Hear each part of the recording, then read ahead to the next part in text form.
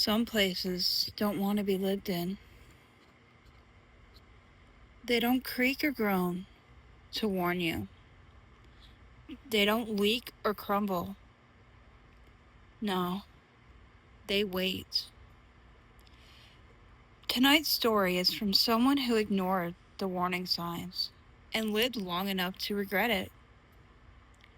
Welcome back to the channel.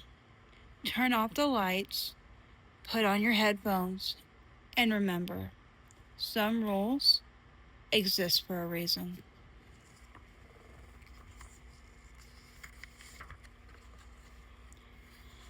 I moved into the apartment because it was cheap. Too cheap for the city, actually. 1 bedroom, 4th floor, no roommates. The landlord didn't ask questions, didn't run a background check, just handed me the keys and a lease that was already signed on his end. That should have been my first warning.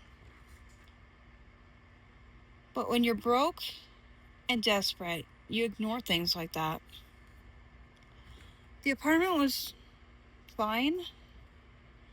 Old carpet, yellowed walls, the kind of place that smelled like dust no matter how much you cleaned it. The first night I slept there, I woke up at exactly 3:17 a.m.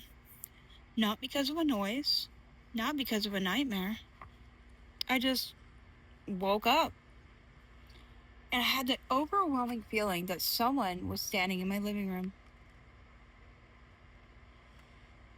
I stayed still, held my breath, and listened. Nothing. Eventually, I convinced myself it was just anxiety. New place, new sounds, normal stuff. But that's when I noticed the piece of paper sticking out from under my bedroom door. I hadn't put anything there. I got up, picked up the paper, and realized it was another page of the lease. Strange, I thought. This is not a page that I remember reading. At the top, in bold letters, it said, "Additional tenant rules. Do not ignore." There were only 3 rules. Rule 1. Do not leave your bedroom between 3 a.m. and 3:30 a.m. Rule 2. If you hear breathing that does not belong to you, do not acknowledge it. Weird, I thought. And when I read the 3rd rule, I laughed. If the bedroom door opens on its own, pretend to be asleep, no matter what.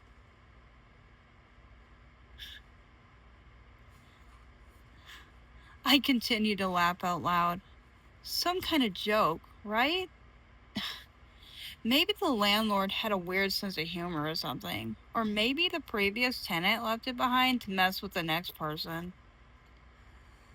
I locked my bedroom door and went back to sleep. The next night, I woke up again at 3:17 a.m., same time.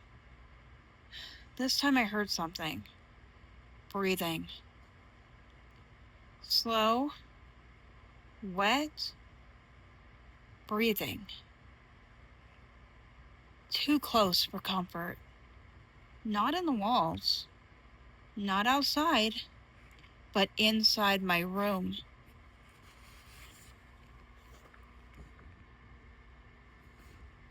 I froze. The breathing wasn't panicked or rushed. It sounded patient, like it knew I was awake. I remembered Rule 2. If you hear breathing that does not belong to you, do not acknowledge it. So even though I thought these rules were a joke, I closed my eyes shut as tight as I could, I didn't move. I didn't react. The breathing stopped about 30 seconds later. Then I heard footsteps moving away from my bed towards the door. The doorknob turned and my bedroom door creaked open. Rule 3 echoed in my head. Pretend to be asleep, no matter what. Something stood in the doorway. I could feel it. The air got colder, the smell changed, like damp clothes left too long in a washer. Then I felt the mattress dip. Something was sitting on the edge of my bed and leaned close enough that its breath brushed my ear. Then it whispered my name. John, it said, exactly how my mother says it.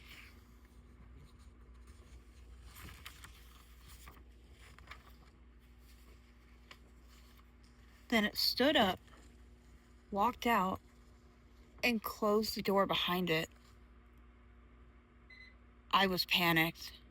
At 3 a.m. on the dot, everything went back to being silent. The next morning, I checked the apartment. Nothing was missing, no signs of forced entry. But the living room carpet had deep footprints pressed into it, bare feet, leading from the hallway to my bedroom. They weren't human. The toes were too long. That's when I noticed something else. On the fridge, written in black marker, were the words, "Thank you for following the rules." I packed my bags that day. I didn't care about the deposit. I didn't care about breaking the lease. I just wanted out. When I went to the landlord's office, it was empty, abandoned, and dust everywhere. Mail stacked that was years old.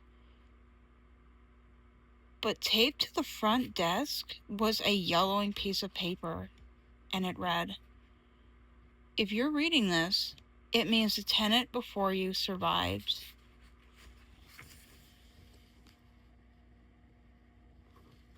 At the bottom was a list of names, dozens of them. Mine wasn't there yet, and thank God for that. I don't live there anymore, but every night, no matter where I sleep, I still wake up at 3:17 a.m., and sometimes I can still hear breathing right beside my bed.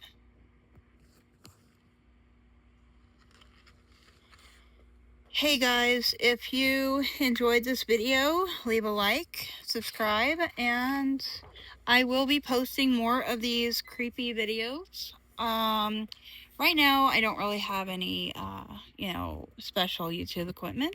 No, I'm just starting out. So, my video quality will become better once I get, the proper equipment, but I am just doing this as a trial for now. So yeah, I will see you in the next video. Bye.